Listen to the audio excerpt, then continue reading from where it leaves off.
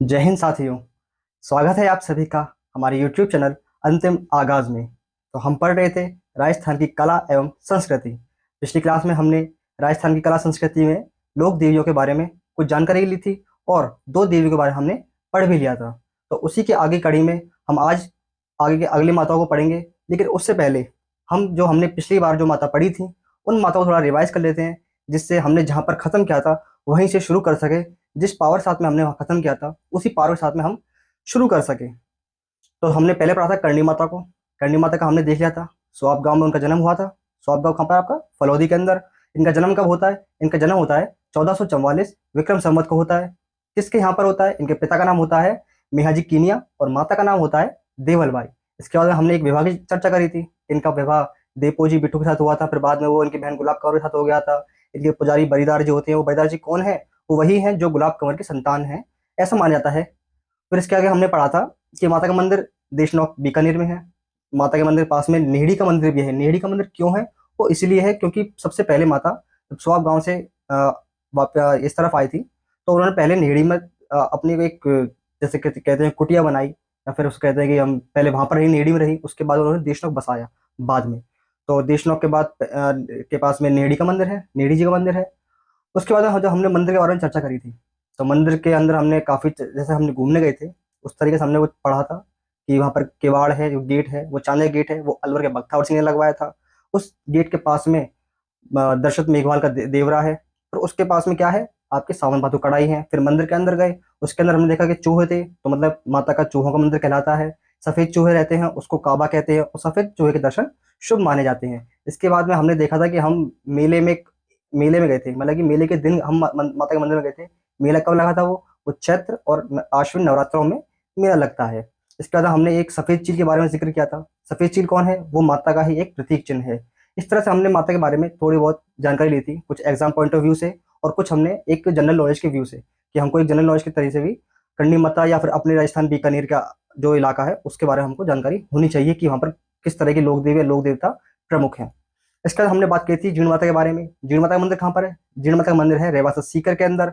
इनके पास में हर्ष का मंदिर भी है। हर्ष कौन है? वो इनके छोटे भाई हैं। तो इसलिए जो मंदिर माता का है वो कहाँ पर है? वो हर्ष की पहाड़ी पर है। माता का मंदिर पृथ्वीराज प्रथम के जो सावंत थे, पृथ्वीराज प्रथम के सावंत हटट मोहिल, उन्होंने माता का मंदिर बनवाया था। और जबकि जो आपके हर्ष है उनका मंदिर बनवाया था गुवक ने। अब इसके बारे में हमने एक मोस्टली एक लाइन जो एक जो महत्वपूर्ण लाइन होती है जीण माता में, वो ये होती है कि इन्हें मध्यमुख देवी देवी कहा जाता है। और एक इनके गीत जो लोक गीत है देवियों में, वो इनके सबसे लंबे गीत होते हैं। बाकी केंद्र सरकार की तरफ से तेल आता है, घी आता है, औरंगजेब ने छत्र चढ़ाया था, वो बातें जनरल नॉलेज के लिए हैं, हमने इतना पढ़ लिया था। अब नेक्स्ट हम पढ़ते हैं सकराय माता के बारे में। आज की हमारी नई माता रहेंगी कौन? सकराय माता। सकराय माता। तो आज हम सकराय माता के बारे में पढ़ेंगे। तो सबसे पहले बात वही आती है कि माता का मंदिर कहाँ पर है। तो देखिए, माता का मंदिर आता है आपका हमको मेनली याद करना है क्या? उदयपुर वाटी झुंझुनू। उदयपुर वाटी झुंझुनू, ये उदयपुर वाटी एक जगह है जो कि झुंझुनू में है। तो हमको सिर्फ इतना ही याद करना है एग्जाम पॉइंट ऑफ व्यू से कि माता का मंदिर कहाँ आता है। ये आपका झुंझुनू में होता है, और झुंझुनू में कहाँ पर? उदयपुर वाटी के अंदर। जबकि मेनली ये मंदिर आता है, जैसे कि इसके हम प्रॉपर लोकेशन बताएं तो वो इसकी लोकेशन होती है उदयपुर वाटी झुंझुनू, और एक है सीकर में खंडेला। इसके बीच में मले केतु पर्वत पर सकराय माता का मंदिर है। अब ये मंदिर यहाँ पर आया कैसे? हमारी चर्चा यही रहेगी कि मंदिर आता कैसे है ये देखिए, प्राचीन लोक कहानी है, कुछ किस्से हैं जो भी है, उसमें ऐसे लिखा गया है कि एक बार इंद्रलोक पर राक्षसों का कब्जा हो गया था। अब इंद्रलोक पर जब राक्षसों का कब्जा हो गया तो इंद्र भगवान जी हो गए, इंद्रदेव जी हो गए बाहर, इंद्रलोक से बाहर हो गए वो। तब उन्होंने यहाँ पर आकर के देवी की उपासना करी। और वैसे एक हम जानते हैं कि इंद्र का दूसरा नाम, या फिर इंद्र को हम शक्र के नाम से भी जानते हैं। तो जब अगर उन्होंने यहाँ पर उपासना करी है तो एक इसका नाम क्या हो जाता है? शक्र तीर्थ, क्योंकि इनका नाम क्या है? एक इंद्र का शक्कर के नाम से है, तो इस इलाके का नाम हो जाता है शक्र तीर्थ। अब शक्र तीर्थ हो गया नाम।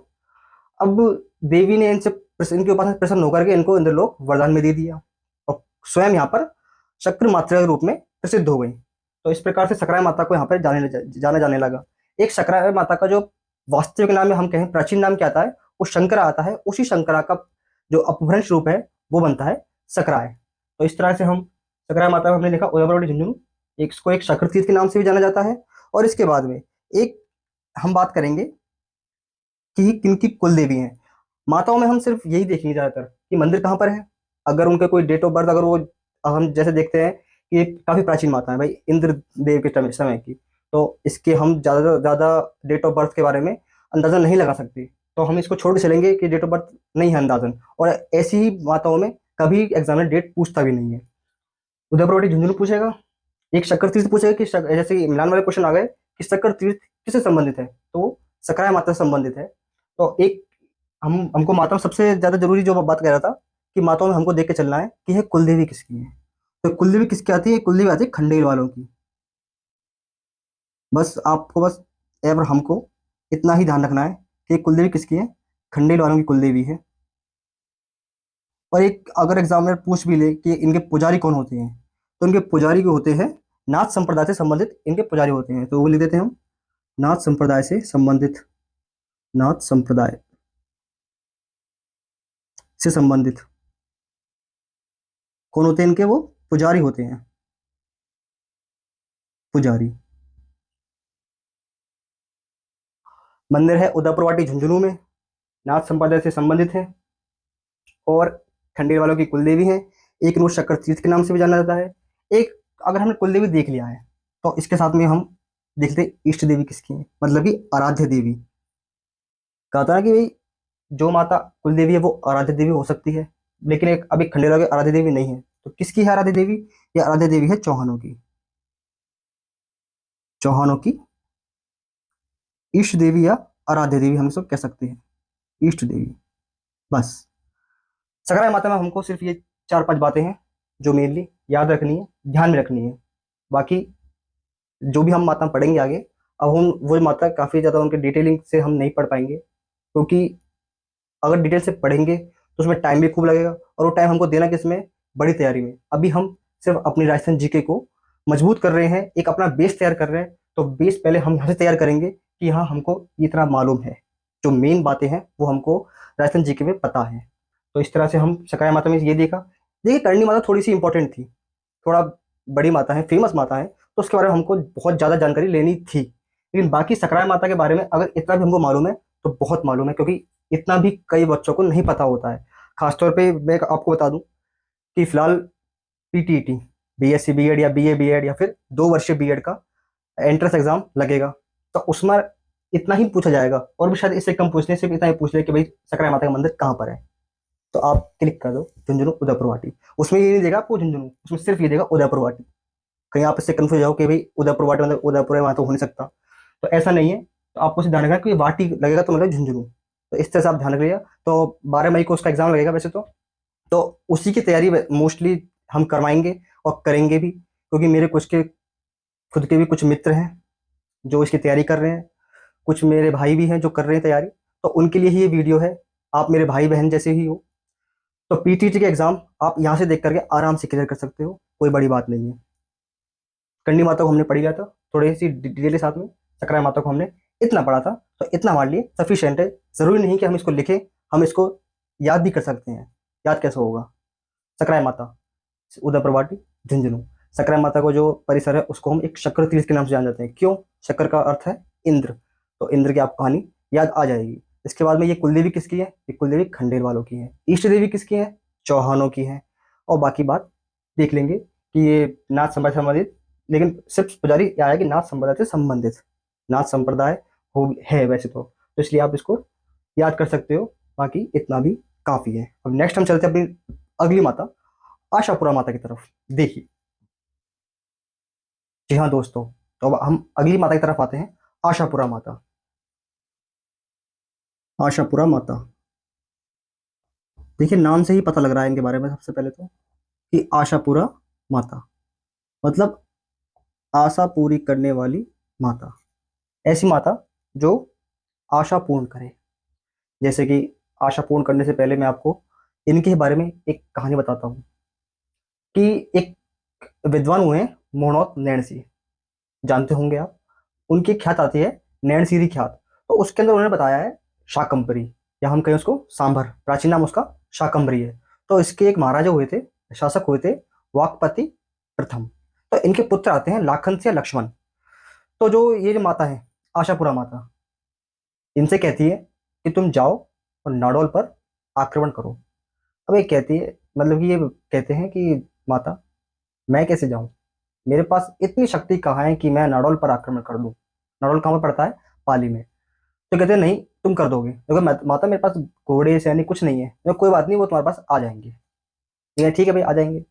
फिर एक दिन 13,000 करीब घोड़े उनके पास आ जाते हैं, और फिर देखते हैं कि भाई माता की बात सच हो गई। तो फिर ये उन घोड़ों के साथ जाते हैं, नाडोल पर आक्रमण करते हैं, और नाडोल पर अपना राज्य स्थापित कर लेते हैं, मतलब कि उसको अपने अधीन ले लेते हैं। तब नाडोल में चौहान वंश प्रारंभ होता है। किसने करा, लाखन सिंह या लक्ष्मण ने।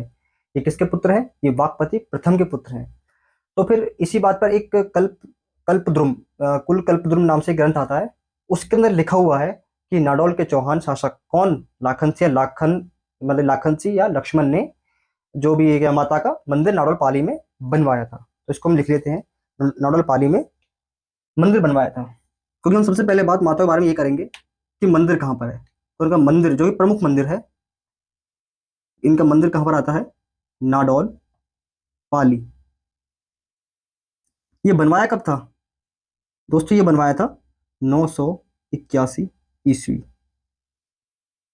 किसने बनवाया था, लिख लेते हैं यहाँ पर भी इसको, लाखन सिंह, जैसे को हम कहेंगे लक्ष्मण। तो इन्होंने ये मंदिर बनवा दिया नाडोल पाली में आशापुरा माता को। क्यों, क्योंकि आशापुरा माता ने इनकी एक आशा थी जो पूरी कर दी, नाडोल पर अपना अधिकार कर लिया। देखिए आशापुरा माता में हमने इतना याद कर लिया, पढ़ लिया है। नेक्स्ट हम देखते हैं कि जो माता के जो अन्य मंदिर और हैं, और उससे पहले हम अन्य मंदिर से पहले बात करेंगे कि कुलदेवी किसकी है। भाई अन्य मंदिर जब भी तो आएंगे इनके, जब ये कुलदेवी होंगी किसी की। चौहानों की तो कुलदेवी हो गई, क्योंकि लाखन सिंह कौन है, चौहान शासक है, कहाँ का, शाकंभरी या सांभर का। तो फिर ये चौहानों की तो कुलदेवी हो गई। लेकिन साथ में जितने भी चौहान हैं, आपके देवड़ा, हाड़ा, खींची, यहाँ तक कि पूरबिया जो उत्तर प्रदेश के हैं, उन तकों की ये क्या है, कुलदेवी है। तो यहाँ लिख लेंगे हम चौहानों की कुलदेवी, चौहानों की कुलदेवी है ये। शाकंभरी सॉरी, सकराय माता को पढ़ा था हमने चौहानों की इष्ट देवी, और ये पढ़ा है हमने चौहानों की कुलदेवी। साथ में ये कुलदेवी बिस्सा ब्राह्मणों की आती हैं, जो बिस्सा ब्राह्मण है उनकी भी ये कुलदेवी आती है। भाई क्यों आते हैं कुलदेवी उनकी, बताते हैं अभी आपको। सबसे पहले देखिए इनके अन्य मंदिर, इनके अन्य मंदिर कहाँ कहाँ पर है। देखिए पहला मंदिर तो है यही नाडोल पाली में। इनका एक अन्य मंदिर आता है आपका, सबसे पहले आता है मुद्रा। ये मुद्रा कहाँ पर है, जालौर में। ठीक है भाई। एक आता है भंडोच, भंडोच करके एक जगह है, एक यहाँ पर आता है। एक इनका आता है पोकरण में।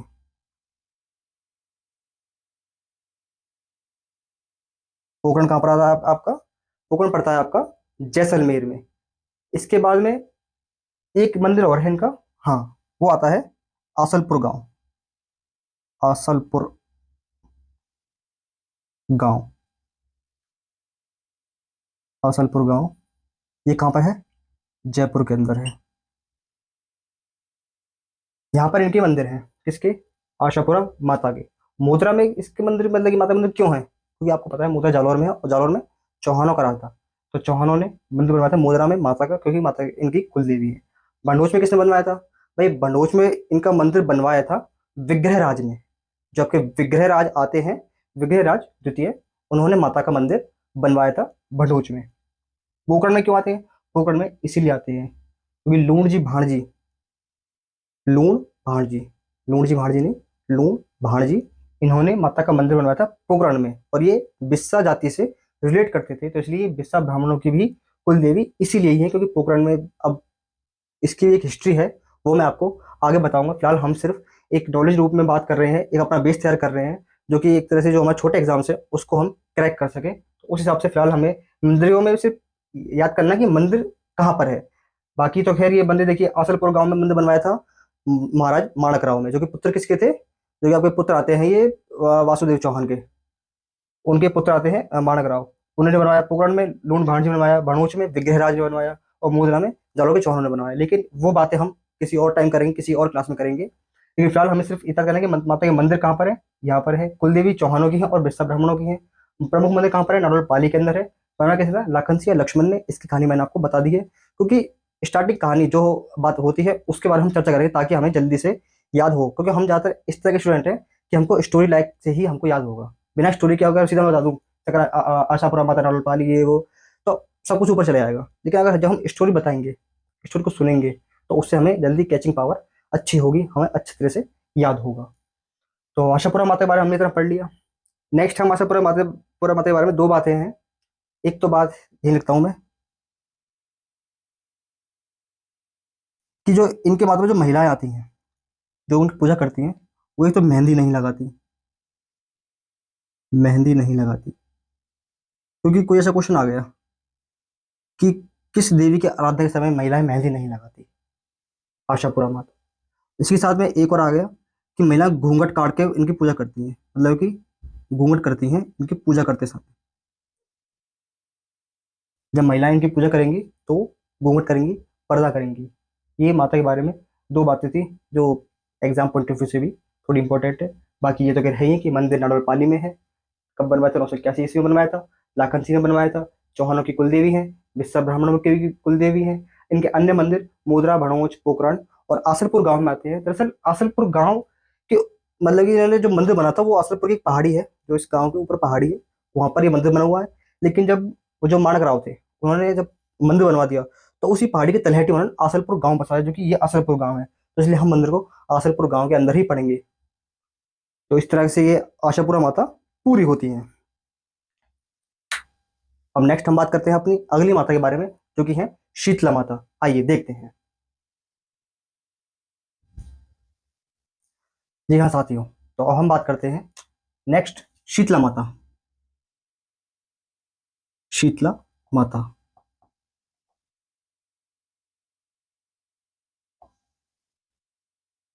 तो शीतला माता के बारे में सबसे पहले वही, मंदिर कहाँ पर है। तो देखिए इनका मंदिर आता है आपका शीतला माता का। तो ये मंदिर आता है, सबसे पहले तो आता है ये मंदिर शील की डूंगरी। शील की डूंगरी। अब ये शील की डूंगरी कहाँ पर है भाई, ये शील की डूंगरी है चाकसू।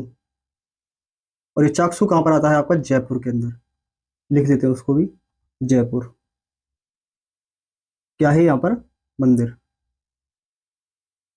ठीक है भाई, शीतला माता का ये मंदिर हो गया। अब मंदिर के बाद में बात आती है कि ये शीतला माता आखिर कौन थी, कहाँ से आई थी।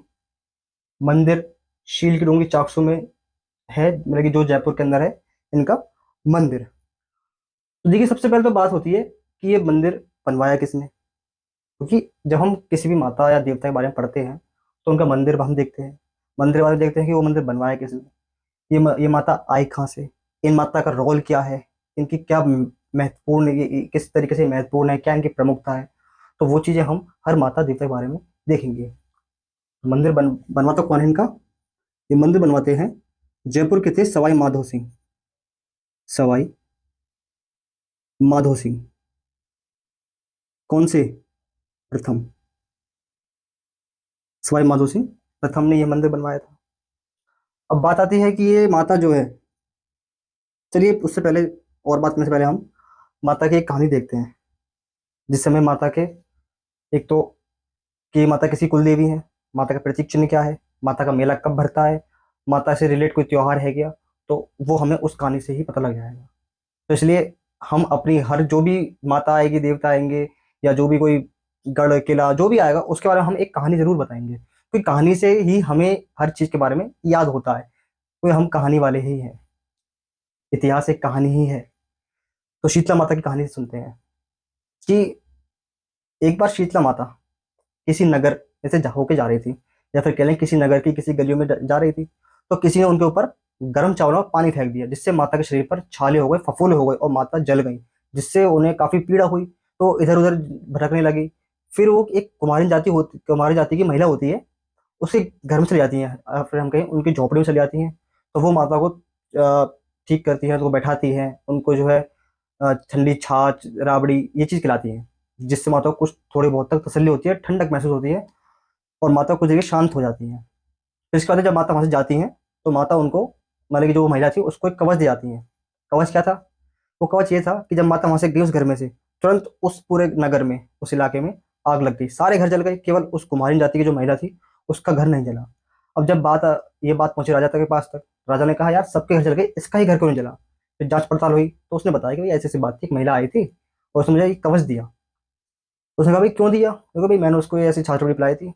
तब से उस राजा ने कहा कि मतलब कि वो कोई माता थी, तो इसलिए उसने कह दिया कि अब से जो है, जिस दिन माता आई थी उस दिन सभी लोग अपने घरों में ठंडे जो भी होता है क्या, खाना पीना जो भी होता है उसको जो है एक दिन पहले बनाएंगे, और सुबह उसको खाएंगे, उसी खाने को अपने खाने में, ताज़ा खाना नहीं बनाएंगे।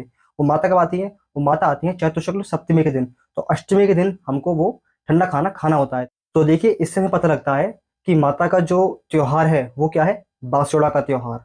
और बांसुड़ा का त्योहार कब है? ये चैत्र शुक्ल अष्टमी के दिन। क्यों? क्योंकि भाई चैत्र शुक्ल अष्टमी को हम बासी खाना खा रहे हैं, ठंडा खाना खा रहे हैं। वो किस लिए? ताकि माता हमसे प्रसन्न हो। जो हमने माता के साथ में गलत किया था, क्योंकि करता गलत काम एक है, लेकिन भुगतते उसके बारे में सभी लोग हैं। तो इसलिए माता हमसे नाराज ना हो, इसलिए हम उस दिन बांसुड़ा, मतलब कि बासी खाना खाते हैं, बांसुड़ा का त्योहार मनाते हैं चैत्र शुक्ल अष्टमी के दिन। और इसी दिन यहाँ पर चाकसू के अंदर मेला लगता है, जो कि क्या है? गधों का मेला। गधों का मेला क्यों है? क्योंकि माता का वाहन था गधा। एक इस मेले को हम बैलगाड़ी का मेला भी कहते हैं। वो क्यों कहते हैं? क्योंकि जब, आज तक नहीं लेकिन प्राचीन काल में, जब उस टाइम जब ये मेला, प्राचीन टाइम की बात है, तो उस टाइम पे जो लोग बाग आते थे मेले देखने के लिए, वो अपनी बैलगाड़ियों से आते थे, और बैलगाड़ी को अच्छी तरह से सजा के संवार के ऐसे लाते थे, तो वो देखने में काफी अच्छी लगती थी। तो इसलिए इस मेले को कहा गया बैलगाड़ियों का मेला भी। और अब बात आती है कुलदेवी की। तो कुलदेवी किसकी है? उसी कुम्हार जाति की, मतलब कि क्योंकि उस कुम्हार जाति की महिला ने तो उनको माता को सुरक्षा दी थी, तो इसलिए कुम्हार जाति की कुलदेवी हो गई तभी से। और माता का प्रतीक चिन्ह क्या आता है? माता का प्रतीक चिन्ह आता है दीपक। वो दीपक इसलिए है क्योंकि कुम्हार जाति के लोग दीपक बनाते हैं। अब ये मत कहना कि भाई कुम्हार जाति के लोग तो घड़ा भी बनाते हैं, कुल्हड़ भी बनाते हैं। भाई हम किसी भी देवी देवता की जो आराधना करते हैं उसके लिए हम दीपक जलाते हैं, तो इसलिए माता का प्रतीक चिन्ह दीपक हो गया। तो इससे हमें कितनी बात पता लग गई? सबसे पहले कुलदेवी। कुलदेवी किसकी है? ये कुम्हार जाति की, कुम्हार जाति। एक हमें पता लगा माता का मेला कब भरता है। मेला चैत्र कृष्ण अष्टमी के दिन ये मेला भरता है। चैत्र कृष्ण अष्टमी के दिन भरता है। फिलहाल क्या चल रहा है? आज है चैत्र शुक्ल त्रयोदशी, मतलब कि आज के दिन महावीर जयंती मनाई गई है। और इससे पहले ही चैत्र कृष्ण अष्टमी आती है, क्योंकि कृष्ण पहले आता है और शुक्ल बाद में आता है। तो मेला हो गया। इस मेले को हम अन्य नाम से क्या जानते हैं? इस मेले को हम कहते हैं गधों का मेला। गधों का मेला, या इसी को हम कहते हैं क्या?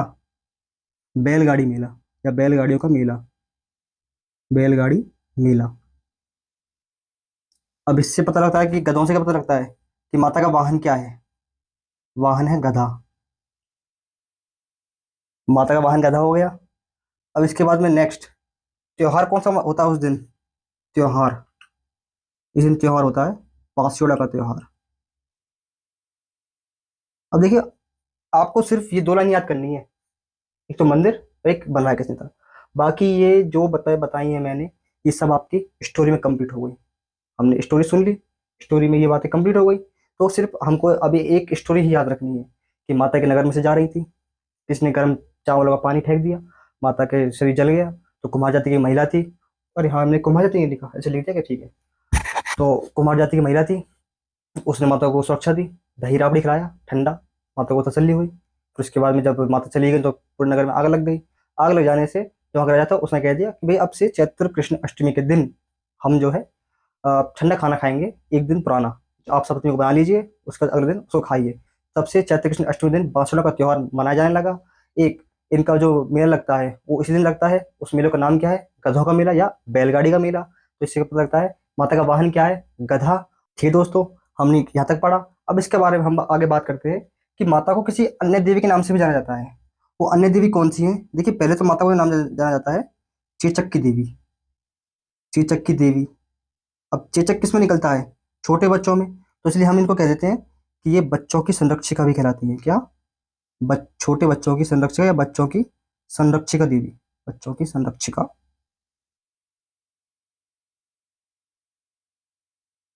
अब एक चीज हमने यहाँ पर थोड़ी सी भूल गए थे उसको लिखना, उसको हम अब लिखते हैं। वो क्या? कि माता एकमात्र है जिनकी खंडित मूर्ति की पूजा होती है।